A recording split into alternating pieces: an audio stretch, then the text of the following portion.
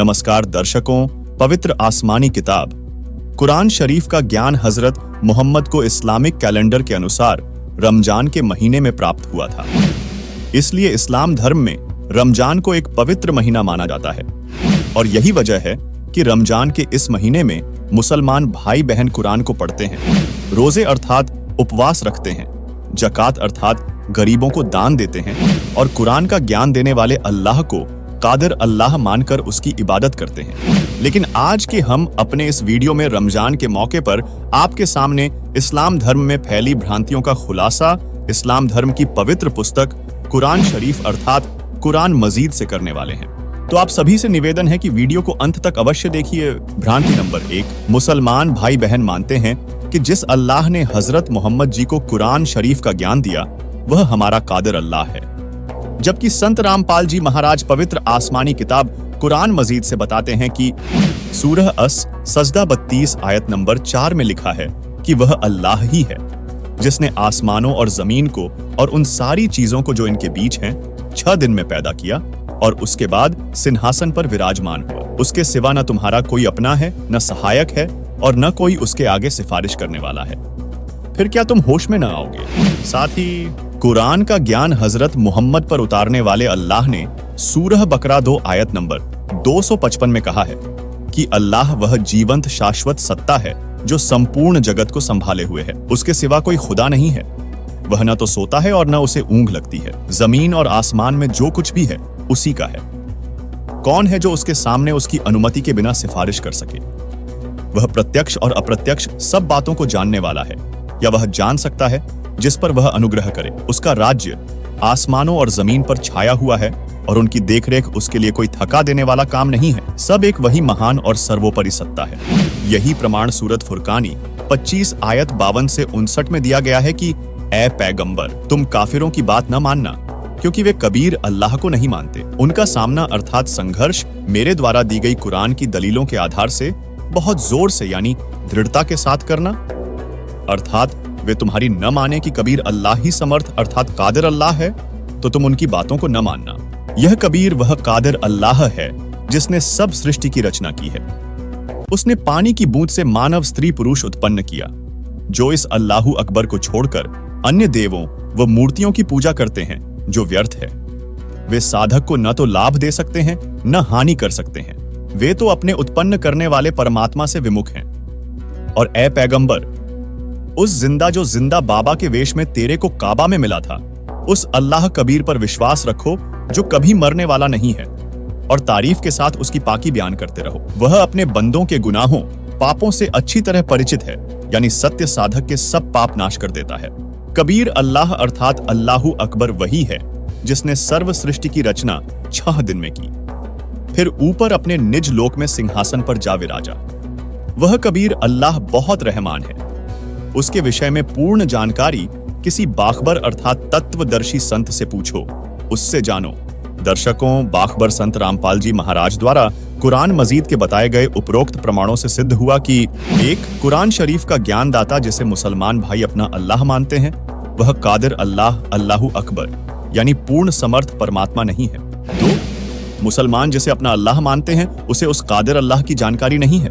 3. कुरान शरीफ में उस अल्लाहु अकबर की पूर्ण जानकारी नहीं दी गई। 4. वह कादिर अल्लाह जिसने सर्व सृष्टि की रचना की जो अपने सच्चे भक्तों के गुनाहों अर्थात पापों को नाश कर देता है, वह अल्लाह कबीर है जो कुरान ज्ञान बताने वाले से अन्य है। 5.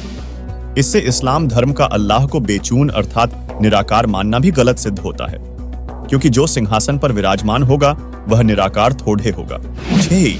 उस कादिर अल्लाह की पूर्ण जानकारी के लिए कुरान का ज्ञान देने वाले अल्लाह ने बाखबर यानी तत्वदर्शी संत की शरण में जाने के लिए निर्देश दिया है। इसलिए सभी मुसलमान श्रद्धालुओं को बाखबर तत्वदर्शी संत की तलाश करनी चाहिए। भ्रांति नंबर 2, इस्लाम धर्म में धारणा है कि एक बार सभी मरते जाएंगे और उन्हें कब्रों में दबाते जाएंगे। जब खरबों वर्ष बाद कयामत आएगी तो अल्लाह उन्हें जीवित करके उनके कर्मों के आधार पर जन्नत या जहन्नुम में भेजेगा। अर्थात जैसा हिंदू धर्म में माना जाता है वैसा हमारे धर्म में जन्म के बाद मृत्यु, फिर मृत्यु के बाद जन्म अर्थात पुनर्जन्म नहीं होता।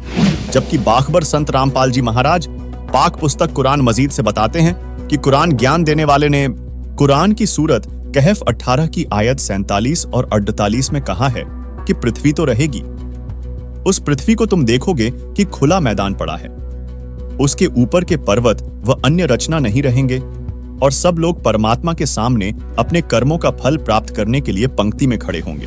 फिर सूरत मुल्क की आयत 2 में कहा है कि जिस अल्लाह ने मरना और जीना बनाया ताकि तुम्हें जांचे कि तुम में कौन अच्छा काम करता है, वह अल्लाह बड़ा बलवान और बड़ा ही क्षमा करने वाला है। वहीं सूरह अर-रूम 30 की आयत नंबर 11 में कहा है कि अल्लाह पहली बार सृष्टि को उत्पन्न करता है, फिर उसे दोहराएगा यानी पुनरावर्ती करेगा। इसके अलावा सूरह अंबिया 21 आयत नंबर 104 में कहा है कि उस दिन आसमान को इस तरह लपेट देंगे जैसे पुलंदे में कागज लपेट देते हैं। जिस तरह हमने कायनात अर्थात सृष्टि को पहले पैदा किया था, उसे हम दोहराएंगे। यह वादा हमारे जिम्मे है, हमने जरूर करना है। वहीं सूरह अल बकरा 2 आयत 243 में कहा है कि तुमने उन लोगों के हाल पर भी कुछ विचार किया जो मौत के डर से अपने घर बार छोड़कर निकले थे और हजारों की तादाद में थे। अल्लाह ने उनसे कहा मर जाओ, फिर उसने उनको दोबारा जीवन प्रदान किया। वहीं एक समय एक वलीद बिन मुघरह नामक व्यक्ति ने पहले तो मुसलमानी स्वीकार की, उसको अच्छे लाभ भी हुए। वह पहले विरोधियों का सरदार था, बाद में हजरत मोहम्मद जी की खिलाफत करने लगा, कुरान को जादू करार देने लगा तथा कहने लगा कि यह तो मानव द्वारा बोली वाणी है, अल्लाह की नहीं है, तथा हजरत मोहम्मद को जादूगर बताने लगा। तब कुरान ज्ञान देने वाले अल्लाह ने सूरह मुद्दस्सिर 74 की आयत नंबर 26-27 में कहा कि मैं शीघ्र ही उसे नरक यानी जहन्नुम में झोंक दूंगा, यानी नरक की आग में डाल दूंगा। दर्शकों, कुरान मजीद के उपरोक्त प्रमाणों से स्पष्ट है कि इस्लाम धर्म में भी पुनर्जन्म होता है।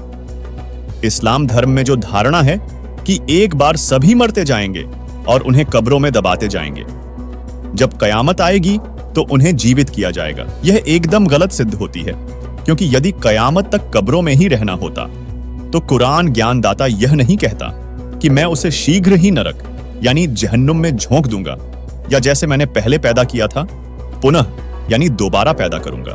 दर्शकों, इससे यह सिद्ध होता है कि इस्लाम धर्म को मानने वाले मुस्लिम प्रवक्ताओं, मौलवियों, उल्लेमाओं को अपनी पवित्र पुस्तक कुरान मजीद अर्थात कुरान शरीफ का ज्ञान नहीं है, बल्कि वह बाखबर संत रामपाल जी महाराज ही हैं, जिनका जिक्र सूरत फुरकानी 25 आयत 59 में है। क्योंकि बाखबर संत रामपाल जी महाराज को कुरान शरीफ का पूर्ण इल्म है, अतः सभी मुसलमान भाई बहनों से निवेदन है कि आप बाखबर संत रामपाल जी महाराज से संपूर्ण इल्म प्राप्त करने के लिए प्रतिदिन मुसलमान नहीं समझे ज्ञान कुरान YouTube चैनल देखें या बाखबर संत रामपाल जी महाराज द्वारा लिखित पाक पुस्तक मुसलमान नहीं समझे ज्ञान कुरान को संत रामपाल जी महाराज ऐप से निशुल्क डाउनलोड करके पढ़ें।